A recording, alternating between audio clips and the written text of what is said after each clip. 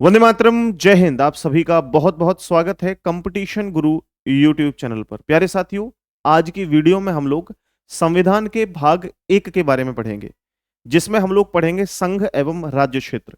इससे पहले हमारी 2 क्लास और हो चुकी हैं। पहली क्लास में हमने भारत का संवैधानिक विकास पढ़ा था। दूसरी क्लास में प्यारे साथियों हमने प्रियम्बल यानी कि प्रस्तावना को पढ़ा था। और आज हम भाग 1 पढ़ेंगे, जिसमें संघ एवं राज्य क्षेत्र के बारे में हम लोग पढ़ेंगे। क्या पढ़ेंगे? संघ एवं राज्य क्षेत्र। राज्य क्षेत्र। अब सबसे पहले अगर संघ एवं राज्य क्षेत्र की बात करें तो इसको हम लोग इंग्लिश में कहते हैं union and it's territory. Union and it's territory. यहां पर प्यारे साथियों आप लोग ध्यान रखें, जैसे कि संघ, संघ को हमने क्या नाम दिया है यहां पे? यूनियन। अब देखो, यूनियन की अगर हम लोग बात करें तो यूनियन शब्द अलग है, फेडरेशन शब्द अलग है। ठीक है। यहां पर प्यारे साथियों हमने फिर फेडरेशन नाम क्यों नहीं दिया? तो आपको समझना होगा कि हालांकि फेडरेशन हो या फिर आपका जो है वो यूनियन हो, इन दोनों का मतलब संघ ही है। लेकिन फेडरेशन जो शब्द है वो कहां से लिया गया है? लेटिन वर्ड है, लेटिन भाषा से लिया गया है, जिसका अर्थ होता है फ्यूडस। यानी कि अगर इसका मीनिंग हम इंग्लिश में देखें तो एग्रीमेंट। और एग्रीमेंट क्या होता है दोस्तों? एग्रीमेंट होता है किसी राज्य के साथ, किसी केंद्र के साथ किया गया कोई एग्रीमेंट है। लेकिन प्यारे साथियों, हमारे देश का जो संविधान है वो कोई एग्रीमेंट का हिस्सा नहीं है। यहां इंडिया को या भारत को फेडरेशन की जगह पर जो यूनियन नाम दिया है वो डॉक्टर भीमराव अंबेडकर के द्वारा दिया गया। क्योंकि इंडिया जो यूनियन है या भारत जो यूनियन है वो किसी एग्रीमेंट का रिजल्ट नहीं है। ठीक है। यानी हम लोग स्टेट को इंडिया यूनियन से अलग होने का अधिकार नहीं है। कोई भी स्टेट अपनी मर्जी से भारत से अलग नहीं हो सकता। क्योंकि अगर हम फेडरेशन की बात करें तो उसका मतलब होता है अविनाशी राज्यों का अविनाशी संघ। यानी ये यूएसए का संविधान है। सेंटर कभी भी डिसॉल्व नहीं हो सकता, स्टेट कभी डिसॉल्व नहीं हो सकता। यानी कहने का मतलब ना तो कभी संघ, यानी कहने का मतलब है कभी केंद्र अलग नहीं हो सकता या कभी भी राज्य अलग नहीं हो सकते। ऐसी अगर हम यूनियन की बात करें, भारत जैसे कि एग्जाम्पल के तौर पे, तो ये विनाशी राज्यों का अविनाशी संघ है। यानी केंद्र यहां पर मजबूत है, केंद्र कभी भी डिसॉल्व नहीं हो सकता, जबकि स्टेट को डिसॉल्व किया जा सकता है। एग्जाम्पल के तौर पे अगर कोई राज्य अलग होना चाहे तो बिल्कुल अलग नहीं हो सकता, लेकिन केंद्र चाहे तो किसी राज्य के टुकड़े कर सकता है, किसी राज्य को अलग करके उसका नाम वगैरह चेंज कर सकता है। एक होता है कॉन्फेडरेशन, जो कि यूएसएसआर का एक ये जो संविधान है वो कॉन्फेडरेशन के नाम से जाना जाता है। विनाशी राज्यों का विनाशी संघ। इसमें कोई भी जो एक तरीके से केंद्र है वो भी अलग हो सकता है, डिसॉल्व हो सकता है, स्टेट भी डिसॉल्व किया जा सकता है। तो यहां पर हम लोग इस पर बहुत ज्यादा चर्चा नहीं करेंगे। मैंने बताया आपको, जो संघ है वो हमारे देश का जो संविधान है वो यूनियन पर आधारित है। किस पर आधारित है? यूनियन। यानी कि यहां यूनियन को हम दूसरी भाषा में ये कह सकते हैं कि जो सेंटर है उसने स्टेट को पावर दे रखी है या डिस्ट्रीब्यूशन कर रखा है पावर का। ठीक है। पावर यानी शक्ति का वितरण किया गया है। किसके द्वारा? केंद्र के द्वारा। तो हमारे यहां पर केंद्र क्या है? एकदम मजबूत है। सबसे ज्यादा मजबूत चीज क्या है? केंद्र है। फिर यहां पर आता है राज्य क्षेत्र, इट्स टेरिटरी। टेरिटरी, राज्य क्षेत्र। राज्य क्षेत्र जो है वो क्या है? तो आप लोग राज्य क्षेत्र में समझिए, सबसे पहले सेंटर राज्य क्षेत्र का हिस्सा है। स्टेट्स, यूनियन टेरिटरी जैसे कि दिल्ली है, चंडीगढ़ है, दमन दीव है ना, अंडमान निकोबार है, ये सब। और अन्य क्षेत्र। अन्य क्षेत्र क्या हो सकते हैं? कोई जियोग्राफिकल टेरिटरी हो सकती है, कोई इकोनॉमिकल टेरिटरी हो सकती है, पॉलिटिकल टेरिटरी हो सकती है। जो भी चीज मैं यहां पर बोल रहा हूं ना, वो आपको एक स्टूडेंट ऑलरेडी नोट्स करके सारी चीजें आपको नोट्स में प्रोवाइड करवा देगा। केवल मैं ज्यादा यहां पर लिखूंगा नहीं, काम काम की चीजें लिखूंगा, बाकी सारी चीजें जो है वो आपको नोट्स में मिल जाएंगी। क्योंकि आपका भी समय खराब नहीं होगा बार बार सारी चीजें लिखोगे तो। यहां मैंने बहुत इंपॉर्टेंट चीज लिखवाऊंगा जो बहुत जरूरी है। ठीक है। और जो मैं अन्य चीजें बता रहा हूं वो आपको सारी की सारी नोट्स में मिल जाएंगी। क्लास के जो जैसे जहां पे क्लास एप्लीकेशन पे अपलोड होगी, वहां एक राइट कॉर्नर पे या लेफ्ट कॉर्नर पे एक ऑप्शन आता है पीडीएफ का, वहां पे क्लिक करोगे तो आप वहां से इसको देख सकते हो। तो मैंने बताया राज्य क्षेत्र यानी कि टेरिटरी। राज्य क्षेत्र में आपका सेंटर हो गया, स्टेट हो गया, यूनियन टेरिटरी हो गए और अदर टेरिटरीज हो गए, अन्य क्षेत्र हो गया। अन्य क्षेत्र में जियोग्राफिकल आपका या भौगोलिक राज्य क्षेत्र हो गया, इकोनॉमिकल यानी आर्थिक राज्य क्षेत्र हो गया, पॉलिटिकल यानी राजनीतिक राज्य क्षेत्र हो गया। ये कुछ राज्य क्षेत्र हैं। सबसे पहले जो भौगोलिक राज्य क्षेत्र है उसमें आपकी मुख्य भूमि हो गई, जैसे कि भारत की जो मेनलैंड है मुख्य भूमि वो हो गई। आइलैंड्स हो गए यानी कि द्वीप समूह, अंडमान निकोबार, दमन द्वीप। इसके अलावा इकोनॉमिकल टेरिटरी यानी कि आर्थिक रूप से जो क्षेत्र है उसकी बात करें तो आप अच्छे से जानते हैं कि जैसे हमारा जो देश है वो नीचे की तरफ अगर देखें तो कोस्टल स्टेट्स हैं, यानी कि समुद्र से सटी हुई रेखा है हमारे देश की। तो यहां पर क्या हमारा जो क्षेत्र है ये समुद्र वाला, क्या वो हमारा हिस्सा है या नहीं है? चलो ये तो हमने मान लिया कि मेनलैंड के अंदर जो हमारा यहां पर जो मुख्य भूमि का हिस्सा है वो तो हमारे देश का है ही। इसके अलावा जो यहां पर कुछ यूनियन टेरिटरीज हैं या हमारे कुछ द्वीप समूह हैं वो भी हमारे देश का हिस्सा है। लेकिन इसके अलावा प्यारे साथियों हम लोग देखें क्या ये समुद्र वाला जो हिस्सा है ये किसका है? ये किसका है? तो आप लोग जानते हैं किसी भी देश से 12 नॉटिकल माइल या तट रेखा से 12 समुद्री मील तक उसी देश का हिस्सा होता है। कौन सा हिस्सा? आर्थिक रूप से, यानी कि अगर तेल निकालना है, कोई ऐसी चीज निकल रही है, वो सब अपने देश के लिए होगी 12 नॉटिकल माइल तक। इसके अलावा इंडियंस जो प्लेन है जो भारत की सीमा में तो नहीं है लेकिन ऊपर की तरफ उड़ रहे हैं, या शिप्स हैं, पानी के जहाज हैं। इसके अलावा अगर पॉलिटिकल टेरिटरी या राजनीतिक क्षेत्र की मैं बात करूं तो विदेशों में स्थित जो हमारे एम्बेसी हैं, दूतावास हैं, वो किसके अंतर्गत आते हैं? पॉलिटिकल टेरिटरी के अंतर्गत आते हैं। तो ये हमारी सारी की सारी टेरिटरी रही। अब हम जो पढ़ने वाले हैं वो पार्ट 1 पढ़ेंगे प्यारे साथियों, संघ एवं राज्य क्षेत्र। हमने ये तो समझ लिया कि संघ का अर्थ क्या है और राज्य क्षेत्र का अर्थ क्या है, लेकिन अब हम लोग पढ़ेंगे कि भाई एक्चुअली इसमें दिया क्या गया है। तो हम जो पढ़ने वाले हैं वो संघ एवं राज्य क्षेत्र को, वो सबसे पहले तो हम लोग पार्ट 1 में पढ़ने वाले हैं, यानी कि भाग 1 में पढ़ने वाले हैं। अब इस संविधान के अंतर क्या किया गया है? एक तो पार्ट वाइज इनको डिवाइड किया गया है, साथ ही साथ पार्ट के अंदर भी कुछ आर्टिकल्स डाले गए हैं, कुछ अनुच्छेद डाले गए हैं जिनके अंदर इनको इंक्लूड किया गया है। तो यहां पर हम पार्ट 1 में अनुच्छेद 1 से लेकर के 4 तक पढ़ेंगे, यानी आर्टिकल 1 से लेकर के 4 तक हम लोग पढ़ेंगे। तो सबसे पहले आर्टिकल 1 की अगर बात करें तो आर्टिकल 1 में क्या है ये चीज क्लियर कीजिए। तो मैंने कुछ लिखा भी हुआ है यहाँ पे, ऐसा नहीं है कि सारी की सारी चीजें मैं आप लोगों को, है ना, केवल और केवल बोल बोल के समझा दूं, ये ना बताऊं कि भैया ये आर्टिकल 1 क्या है, आर्टिकल 2 क्या है। तो सबसे पहले आप लोग देखेंगे पार्ट 1 के अंदर हम लोग अनुच्छेद 1 से लेकर के 4 तक पढ़ेंगे। हालांकि चौथा जो अनुच्छेद है वो बहुत इंपॉर्टेंट नहीं है, तो चौथे जो यहां पे आर्टिकल है या चौथा अनुच्छेद है उसको स्किप करेंगे। अनुच्छेद 1, आर्टिकल 1 क्या कहता है? भारत राज्यों का संघ होगा। डेफिनेटली भारत क्या है? राज्यों का संघ है, जिसमें हमारे पास अलग अलग राज्य हैं, जैसे उत्तर प्रदेश, राजस्थान, पंजाब। ये राज्यों का एक क्या है? यूनियन है, संघ है। दूसरा आर्टिकल क्या कहता है कि इंडियन यूनियन में किसी न्यू टेरिटरी की एंट्री। दूसरे आर्टिकल में क्या होगा? दूसरे अनुच्छेद 2 में क्या होगा कि भारतीय संघ में कोई नया राज्य क्षेत्र जुड़ना चाहे तो उसकी एंट्री यहां पर होगी। लेकिन एंट्री के कुछ तरीके भी होंगे, सेशन के माध्यम से, क्रेशन के माध्यम से, या ऑक्यूपेशन के माध्यम से, या प्रेस्क्रिप्शन के माध्यम से। इन माध्यमों से क्या होगा? आपका चयन होगा, या इन माध्यमों से आपका जो है वो एंट्री ले सकता है। जैसे सेशन की अगर मैं बात करूं तो ये एंट्री कैसे होती है? जब मान के चलिए कोई अलग स्टेट है, अलग स्टेट मतलब कोई अलग देश है, और उसका राजा अपनी संप्रभुता यानी कि पूरी पावर को, सॉवरेनिटी को गवर्नमेंट ऑफ इंडिया को अगर दे देता है, तो अगर जब वो ट्रांसफर करेगा तो इसके अकॉर्डिंग यानी सेशन के अकॉर्डिंग हम लोग जो है उसको अपने देश में मिलाएंगे।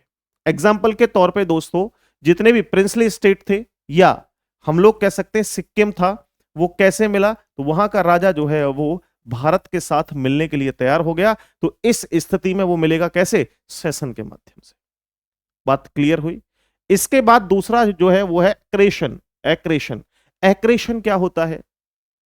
जब दो कंट्रीज के बीच में कोई नेचुरल बाउंड्री है और उस नेचुरल बाउंड्री में कोई चेंज होने के कारण क्या है, दूसरी कंट्री का हिस्सा हमारे देश में आ जाए और हमारे देश का जो हिस्सा है वो दूसरे देश में चला जाए। तो ऐसी स्थिति में क्या होता है, आप लोग जानते हैं कि मान के चलिए भाई एक नहर है, ठीक है, एक नहर है, और ऊपर जो है भारत देश है, इंडिया, और नीचे जो है वो है बांग्लादेश।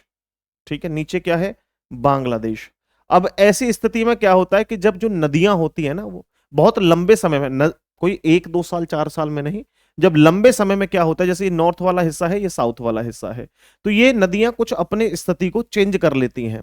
जैसे अभी तो ये इस तरीके से बह रही है, हो सकता है कि भैया इस तरीके से बह जाए, कुछ हिस्सा हमारा जो है वो नीचे की तरफ चला जाए और कुछ हिस्सा जो है हमारा बाहर की तरफ आ जाए। तो ऐसी स्थिति में क्या होता है, जब कोई हिस्सा इधर उधर होता है तो उसको जब लिया दिया जाता है तो वो एक्रेशन के माध्यम से लिया दिया जाता है।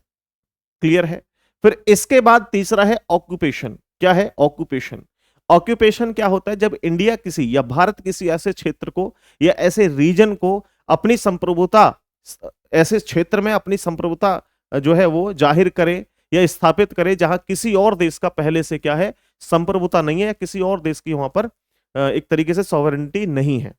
जैसे कि अगर कोई मान के चलिए अंटार्कटिक है या आर्कटिक है, ये ऐसे क्षेत्र हैं जहां पर किसी का कब्जा नहीं है। भाई ये देखिए, जैसे ये पूरा अर्थ का मैप ये मैंने बनाया है, यहाँ पे अर्थ बना दिया पूरा। ऊपर और नीचे की तरफ जो है वो नॉर्थ पोल और साउथ पोल पे क्या है, आर्कटिक और अंटार्कटिका है। यहां क्या है, बर्फ ही बर्फ है, कोई देश तो है नहीं। स्टेशन कुछ देशों ने बनाए हुए हैं, भारत का भी स्टेशन है, अमेरिका का भी स्टेशन है, अलग अलग देशों ने यहां पर स्टेशन बना दिए। अब ये चाहे हमारा देश तो जहां किसी का कब्जा नहीं है उस क्षेत्र को अपना बता सकता है। तो अगर उस क्षेत्र को अपने संविधान के अंदर लेना चाहे या अपने देश में शामिल करना चाहे तो वो ऑक्यूपेशन के तरीके से किया जा सकता है। ये सब मैंने नोट करके लिखा हुआ है। जैसे मान के चलिए हम चंद्रमा पर पहुंच जाते हैं, चंद्रयान पहुंच गया। अब ये जिस क्षेत्र पर पहुंचा वहां जाकर के हमने अपना झंडा गाड़ दिया और हम चाहें तो उसे अपना क्षेत्र घोषित कर सकते हैं, क्योंकि उस पर पहले से किसी का अधिकार नहीं है। बात समझ में आ गई? आगे नेक्स्ट है प्रिस्क्रिप्शन। प्रिस्क्रिप्शन क्या होता है दोस्तों, जरा समझना। प्रिस्क्रिप्शन में क्या होता है, जब किसी क्षेत्र में रहने वाली जो जनता है वो भारत की संप्रभुता को क्या कर ले, स्वीकार कर ले। एग्जाम्पल के तौर पे प्यारे साथियों, आप लोग देखेंगे गोवा, दमन एंड दीप और पुदुचेरी। पुदुचेरी में फ्रांसीसियों का कब्जा था और गोवा और दमन द्वीप में क्या था, पुर्तगालियों का कब्जा था। अब जब पुर्तगाली और फ्रांसीसी यहां पर रह रहे थे गोवा में, दमन द्वीप में और पुदुचेरी में, तो एक्चुअली में होता क्या था कि ये लोग जो है वो परेशान किया करते थे और भारत देश हमारा जो है वो आजाद हो गया था। तो वहां के लोगों ने क्या सोचा कि भाई हम तो भारत देश के साथ मिलेंगे, हमें अंग्रेजों के साथ नहीं रहना। तो वहां पर उन लोगों ने क्या किया, वहां पर जो है वो जनमत संग्रह कर दिया और वहां पर जो है लड़ना झगड़ना शुरू कर दिया, अंग्रेज वहां से भाग गए। तो हमने जब यहां पर गोवा, दमनदीप और पुदुचेरी को अपने देश के साथ मिलाया तो वो कौन से पॉइंट के साथ मिलाया, तो प्रिस्क्रिप्शन के साथ हमने मिलाया था। बात क्लियर है? तो हमारे दो आर्टिकल अभी क्लियर हो चुके हैं। एक नंबर 1 भारत राज्यों का संघ होगा, दूसरा इंडिया यूनियन में किसी न्यू टेरिटरी की एंट्री भी आर्टिकल 2 में है। ओके, इसके बाद हमारा जो है आर्टिकल 3 क्या कहता है, जरा देखिएगा। आर्टिकल 3 क्या कहता है?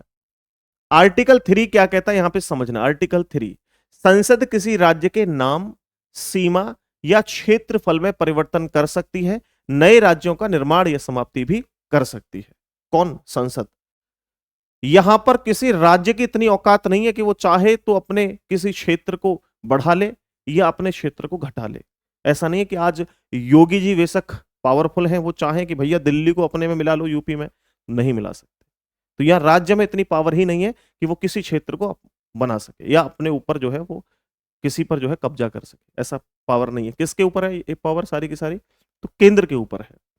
ठीक है, केंद्र के ऊपर हम लोग देखें तो आपने देखा होगा धारा 370 जम्मू एंड कश्मीर से हटा दी गई थी, क्योंकि राज्य हमारे यहां सभी एक जैसे हैं, जबकि कुछ मामलों में जो कश्मीर या जम्मू कश्मीर का जो संविधान था वो कुछ अलग लेवल का था, वहां पर कुछ चीजें अलग थी।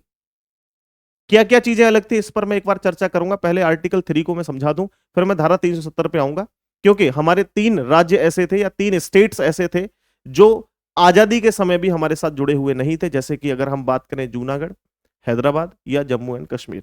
और सबसे लास्ट में तो हमने इंक्लूड किया या अपने भारत में मिलाया किसको? जम्मू एंड कश्मीर को पूरे तरीके से।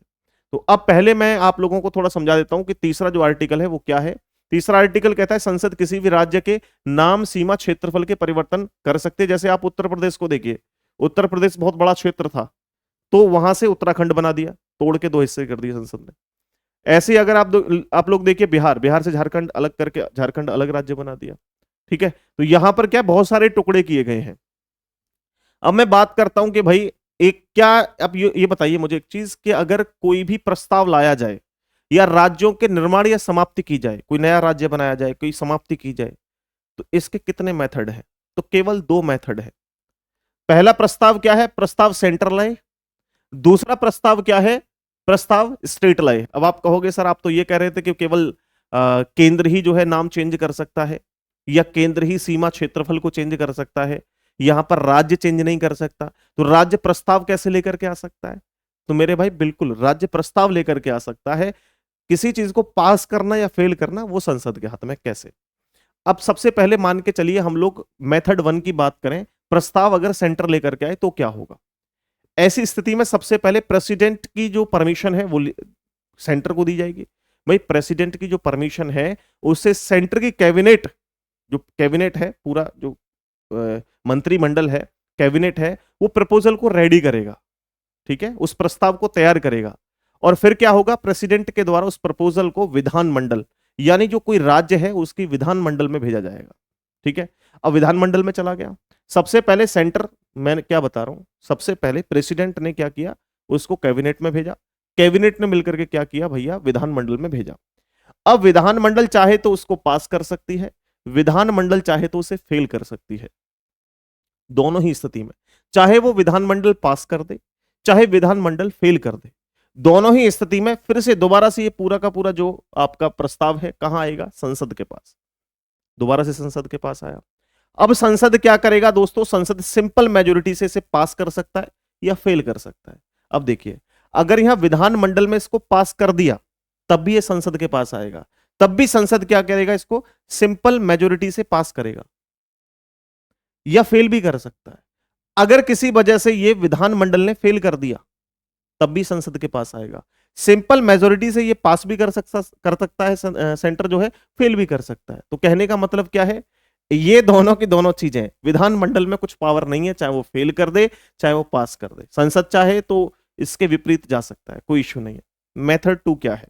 दूसरा प्रस्ताव क्या है? मेथड 2 क्या है? प्रस्ताव स्टेट लेकर के आए, या कोई राज्य जो हमारे प्रोविंस है वो कोई आपका जो है प्रस्ताव लेकर के आए। तो ऐसी स्थिति में क्या होगा भाई? सबसे पहले जो प्रपोजल है उसे उसे रेडी कौन करेगा? जैसे वहां पे तो कौन कर रहा था? प्रेसिडेंट के कहने पर कैबिनेट कर रहा था, यानी संसद ही कर रहा था एक तरीके से। लेकिन यहां कौन करेगा? प्रपोजल को रेडी कौन करेगा? बोला स्टेट गवर्नमेंट करेगी, राज्य सरकार करेगी। अब राज्य सरकार जब उसको पूरे को बनाएगी प्रपोजल को कि ये करना है वो करना है, अब क्या होगा? वो स्टेट के कैबिनेट में पहुंचेगा, संसद में नहीं, स्टेट के कैबिनेट में पहुंचेगा। जो राज्य का विधानमंडल होता है ना उसमें पहुंचेगा।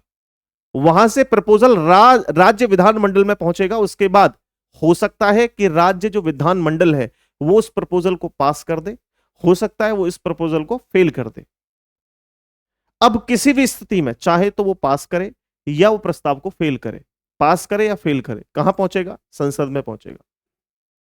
अब जब ये संसद में पहुंचेगा तो संसद फिर से सिंपल मेजोरिटी से पास भी कर सकता है, फेल भी कर सकता है। ठीक है, हालांकि आप लोगों को यहां पर लिखा गया है ना, ये स्टेट कैबिनेट जो होता है, राज्य विधानमंडल, ये फेल करेगा तो फिर तो कोई बात है ही नहीं, लेकिन पास करेगा तो 2/3 मेजोरिटी ऑफ प्रेजेंट वोटिंग से पास करता है ये। ठीक है, वो अलग बात है, हम लोग जब आगे पढ़ेंगे इनके पावर को, पढ़ेंगे विधानमंडल की पावर को, संसद की पावर को, जब ये चीजें हम क्लियर करेंगे। तो ये तो था आपका भाग 1। अब इस भाग 1 में सबसे पहले हमें जो कवर करना है प्यारे साथियों, वो कवर करना है हमें धारा 370 के बारे में। धारा 370 क्या, मैं केवल ये बताऊंगा कि जो जम्मू कश्मीर था उसको एक्स्ट्रा पावर क्या दी गई थी। आप देखिए यहां समझिए, थोड़ा सा आपको समझने लायक चीजें हैं। मैंने हालांकि पूरा का पूरा डिजिटल मैप बनाया गया है एक बेहतरीन तरीके से, जिससे कि ज्यादा समय ना लगे, मैं बहुत अच्छे से क्लियर कर सकूं। अगर मैं भारत की बात करूं तो 1858 से लेकर के 1947 तक यहां स्वतंत्रता के लिए आंदोलन चल रहे थे, अंग्रेजों के और भारतीयों के बीच। भारतीय लोग लड़ रहे थे, किसी भी कीमत पर अपने देश को आजाद करना चाहते थे, ये आप सब जानते हैं। बोला क्यों? क्योंकि अंग्रेजों ने क्या कर दिया था, यहां नाक में दम कर दिया था भारतीय लोगों के। पहले शासन करने, पहले तो आए थे व्यापार करने के लिए, बाद में शासन करने लगे। तो यहां कहीं ना कहीं यहाँ के जो लोग थे वो इनसे जो है पूरे तरीके से पक चुके थे, थक चुके थे इनसे। तो यहां क्या चल रहा था, 1858 से लेकर के 1947 तक पूरी तरीके से स्वतंत्रता का आंदोलन चल रहा था, क्योंकि भारत को भी 2 पार्ट में डिवाइड कर दिया गया था अब तक। दो पार्ट कौन कौन से थे कि अगर मैं पूरे भारत की बात करूं तो इसके 60% हिस्से पर तो ईस्ट इंडिया कंपनी का शासन हुआ करता था, जिसमें ब्रिटिश प्रांत थे, ठीक है। और 40% क्षेत्र पर देशी रियासतें थी, यानी कि हमारे देश के जो राजा थे, लोकल राजा, उनका शासन चल रहा था। क्या इन राजाओं से किसी को नुकसान था? बोला नहीं, इनसे कोई नुकसान नहीं था। क्या अंग्रेजों से या ईस्ट इंडिया कंपनी से नुकसान था? जी हां, क्योंकि इन अंग्रेजों से हमें नुकसान था, क्योंकि हमें परेशान कर रहे थे। तो ऐसी स्थिति में यहां चल रहा था स्वतंत्रता आंदोलन। लेकिन क्योंकि दोस्तों हम देसी रियासत, जो हमारे राजा थे, उनसे हम लोग जो है वो परेशान नहीं थे पूरे तरीके से, लेकिन फिर भी कुछ परेशानियां तो थी। भाई मान के चलिए, राजा अच्छा हो जाए कोई तो वो बढ़िया है प्रजा के लिए, राजा कोई हो जाए अपने अक्खड़ टाइप का तो वो पूरा मामला खराब कर देगा, क्योंकि संविधान तो कोई है नहीं। तो ऐसी स्थिति में यहां क्या था, यहां भी आपका जो है आंदोलन चल रहा था, प्रजामंडल आंदोलन। कौन सा आंदोलन आंदोलन चल रहा था? प्रजामंडल आंदोलन।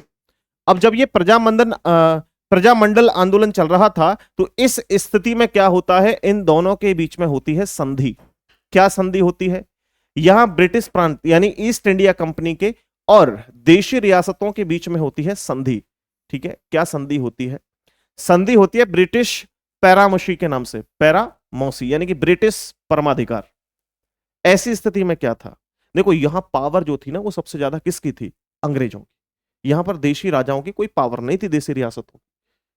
यहां क्या हुआ करता था, जो सैनिक हुआ करते ना, सेना, वो भी मोस्टली आप लोगों की अंग्रेजों की दी हुई थी। तो जब सेना ही, मान लीजिए कि आप कहीं प्रधान है किसी गांव के, लेकिन 10 गांव के प्रधानों को मैंने सेना दे दी, किसने? विवेक सर ने। मेरी सेना है, इस प्रधान के पास भी, उस प्रधान के पास भी, इसके पास भी मेरी सेना है, मान के चलिए। अब मैं अपनी सेना से ये कह दूं कि इस प्रधान को जो है खत्म कर दो, तो क्या वो सेना उस प्रधान की सुनेगी या मेरी सुनेगी? क्योंकि उसको पूरी सैलरी, उसको फीस मैं दे रहा था, तो मेरी सुनेगी डेफिनेटली। ऐसा ही राजाओं के साथ था, राजा कुछ बोलते थे तो उनको उल्टी परेशानी आ जाती थी। तो इस स्थिति में क्या हुआ, इनके बीच जो संधि हुई, इस संधि में, इस परमाधिकार में क्या हुआ, दो पार्ट में देशी रियासतों को बांट दिया, एक इंटरनल मामला, एक एक्सटर्नल मामला। अब समझना, यहां धारा 370 यही है पूरा खेल।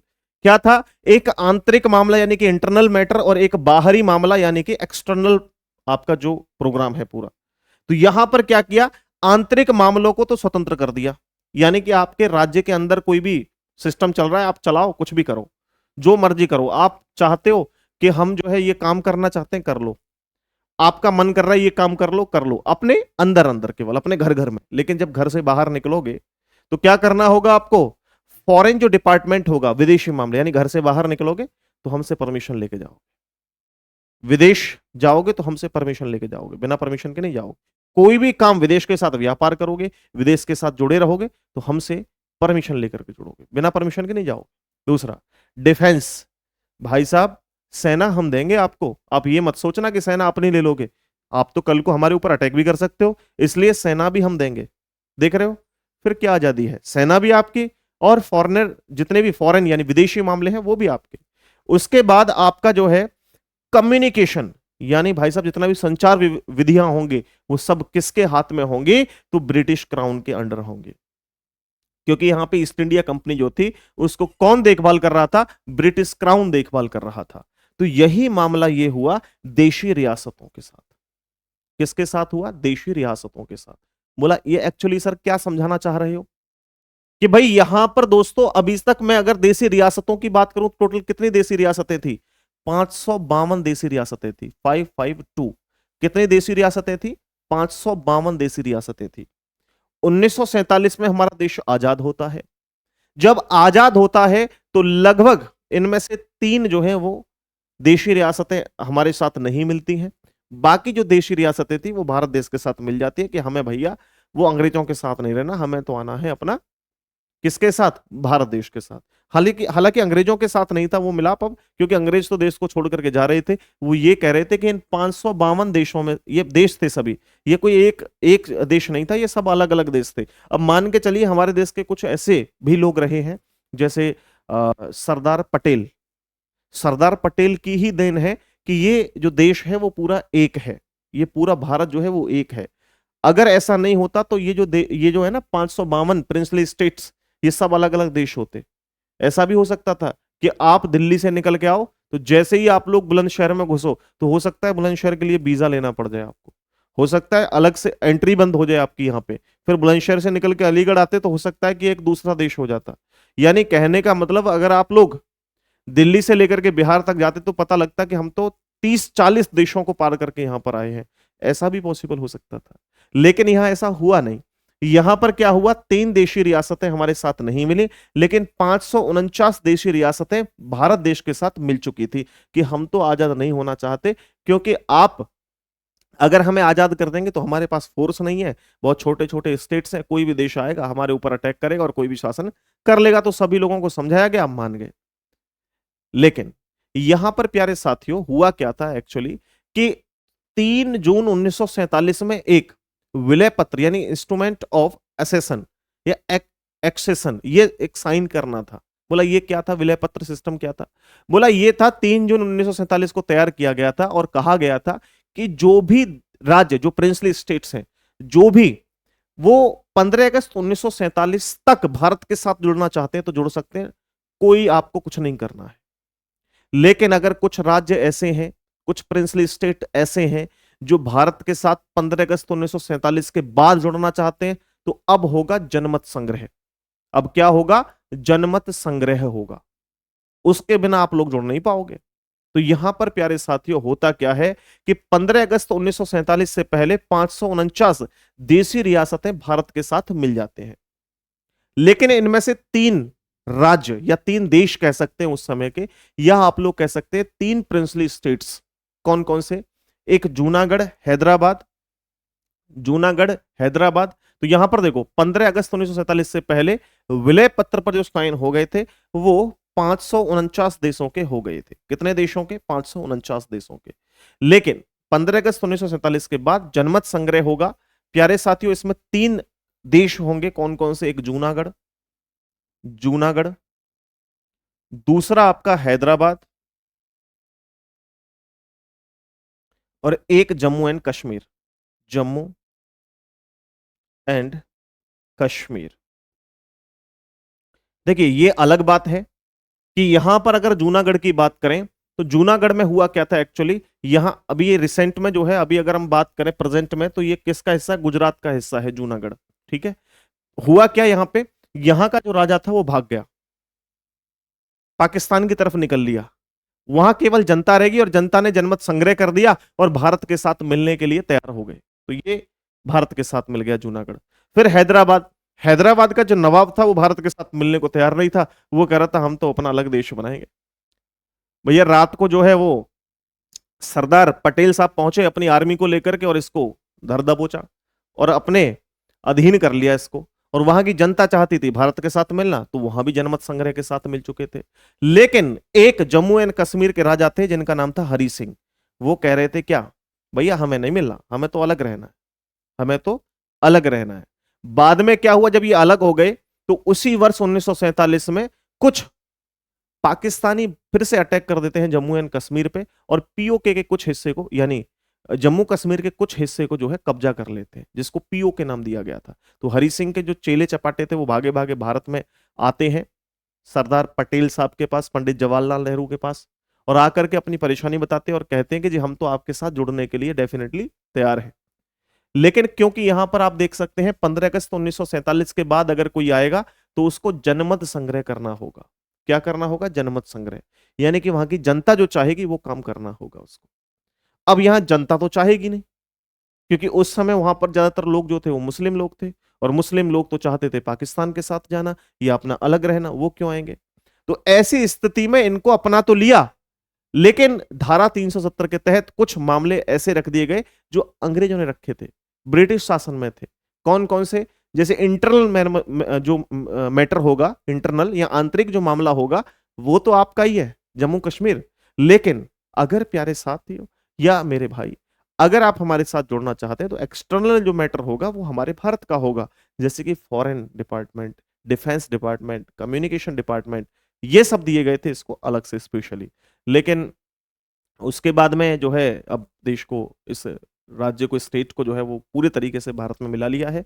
ठीक है, ये पूरा का पूरा मैटर था प्यारे साथियों। इसके बाद जो है हम लोग नेक्स्ट क्लास जो स्टार्ट करेंगे वो बहुत ही जल्द आपको लेकर के आएंगे, और ये क्लासेस हम लोग रिकॉर्डेड फॉर्म में नहीं देंगे, लाइव फॉर्म में नहीं देंगे, रिकॉर्डेड फॉर्म में देंगे पूरा डेटा। आपको क्लास अच्छी लगी हो तो शेयर करना, और वीडियो को लाइक जरूर करना, और एक प्यारी सी कमेंट जरूर दे करके जाना, ठीक है। हमने भाग 1 कवर कर लिया है, इसमें आर्टिकल 4 आपको पढ़ने की कोई आवश्यकता नहीं है, एग्जाम ओरिएंटेड वो नहीं है, ठीक है। नेक्स्ट क्लास में हम लोग नागरिकता पढ़ेंगे, सिटीजनशिप, ठीक है। तो आप उस वीडियो का वेट करिए। आज आज तो मैं शूट करूंगा, कल ही वो वीडियो अपलोड हो पाएगी। जय हिंद, वंदे मातरम साथियों।